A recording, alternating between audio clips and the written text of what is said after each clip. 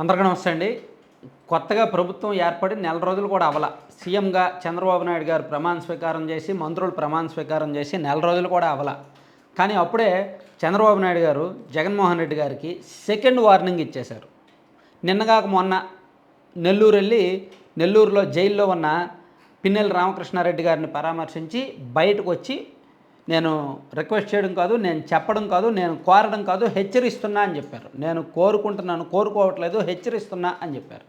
So ఈరోజు మళ్ళీ మరోసారి చంద్రబాబును హెచ్చరిస్తున్నాను అని చెప్పి కడపలో తమ పార్టీ కార్యకర్త యువకుడు ఒకరిని టీడీపీ వాళ్ళు కొట్టడంతో వెళ్ళి అతన్ని పరామర్శించి అక్కడి నుంచే మాట్లాడి మరోసారి చంద్రబాబును హెచ్చరిస్తున్నాను అని చెప్పి కొంచెం గట్టిగా చెప్పారు. రాష్ట్రంలో మునిపెన్నడూ లేని చెడు సాంప్రదాయానికి ముఖ్యమంత్రి చంద్రబాబు నాయుడు నాంది పలికారని, వెంటనే ఆపకపోతే భవిష్యత్తులో అదే వాళ్లకు టీడీపీకి తిప్పికొడుతుందని వైఎస్ఆర్సీపీ అధినేత జగన్మోహన్ రెడ్డి మరోసారి హెచ్చరించారు.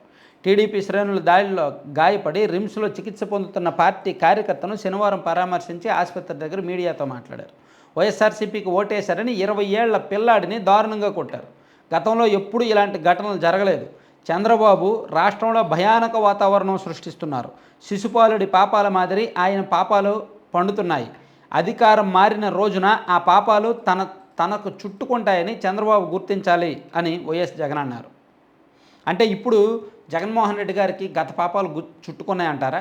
సో జగన్మోహన్ రెడ్డి గారు ఏం చెప్పారంటే, చంద్రబాబు నాయుడు గారు అధికారంలో ఉన్నంతకాలం పాపాలు చేస్తున్నారు, సో రేపు పొద్దున్న అధికారం కోల్పోయిన తర్వాత ఆ పాపాలన్నీ తనకు చుట్టుకుంటాయి అని చెప్పారు.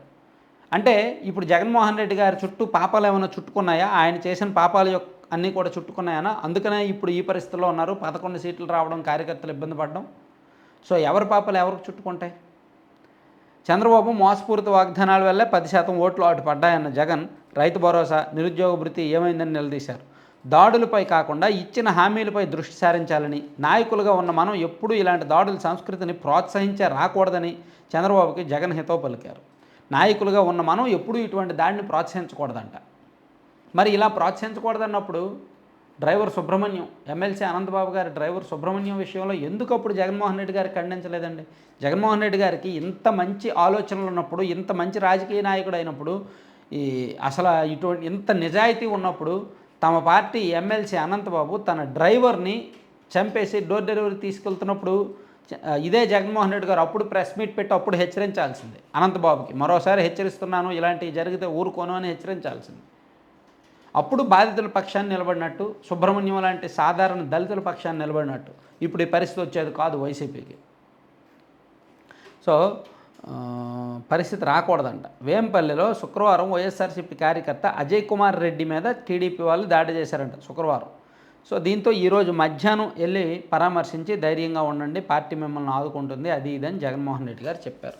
అలా చెప్పినంత వరకు బాగానే ఉంది. కాకపోతే జగన్మోహన్ రెడ్డి గారు రెండోసారి ప్రెస్ మీట్ పెట్టారు. అప్పుడే మొన్న ఒక ప్రెస్ మీట్ నెల్లూరులో, ఈరోజు కడపలో రెండో ప్రెస్ మీట్. అంటే ఆయన ప్రతిపక్షంలో ఉంటే మీడియా అవసరము, లేదా మీడియాతో మాట్లాడే అవసరం ఉంటుంది. అధికారంలో ఉన్నప్పుడు, సీఎంగా ఉన్నప్పుడు ఆయన ఒక్క ప్రెస్ మీట్ ఆయన పెట్టారా? ఒకే ఒక్క ప్రెస్ మీట్ పెట్టారు. అది కూడా నిమ్మగడ్డ రమేష్ కుమార్ గారిని పదవీచ్యుతుని చేయడానికి, ఆయన మీద కుటుంబపరమైన కులపరమైన ఆరోపణలు చేయడానికి. ఆ తర్వాత ఇంకెప్పుడు కూడా జగన్మోహన్ రెడ్డి గారు ప్రెస్ మీట్ అనేది పెట్టలేదు. కానీ మొన్న నెల్లూరులో, ఈరోజు కడపలో పెట్టారు. పోనీ పెట్టి ఏమైనా వ్యాలిడ్ సబ్జెక్ట్ మాట్లాడారా? లేదు. అవే ఆరోపణలు, చంద్రబాబు నాయుడు గారి మీద అవే తరహా ఆరోపణలు. సో ఇది జనం నమ్ముతారా లేదా? జనం నమ్మే అవకాశం ఎంత మేరకు ఉంది అనేది ఆలోచించుకోవాలి. ఎవరు అధికారంలో ఉన్నప్పుడు ఎవరు తప్పు చేశారు? ఇప్పుడు ఎవరి పాపాలు పండుతున్నాయి? ఎవరి పాపాలు, ఎవరి తప్పులు ఇప్పుడు ఎక్కువగా బయటకు వస్తున్నాయి? సో చంద్రబాబు నాయుడు గారి పాపాలా, జగన్మోహన్ రెడ్డి గారి గత 5 ఏళ్ల పాపాలా? వైసీపీ అధికారంలో ఉన్నప్పుడు రాష్ట్రంలో ఇలాంటి ఘటనలు జరగలేదా? 70 ఏళ్లకు పైబడిన వాళ్ళ మీద అట్రాసిటీ కేసులు, రేప్ కేసులు, సిఆర్పిసి అదేంటది 41A నోటీస్ ఇవ్వకుండా ఇళ్ళకి వెళ్ళి అర్ధరాత్రులు అరెస్ట్ చేయడాలు ఇవన్నీ జరగలేదా? మరి దానికి ఏం పేరు పెట్టాలి? అది కక్ష సాధింపు కాదా?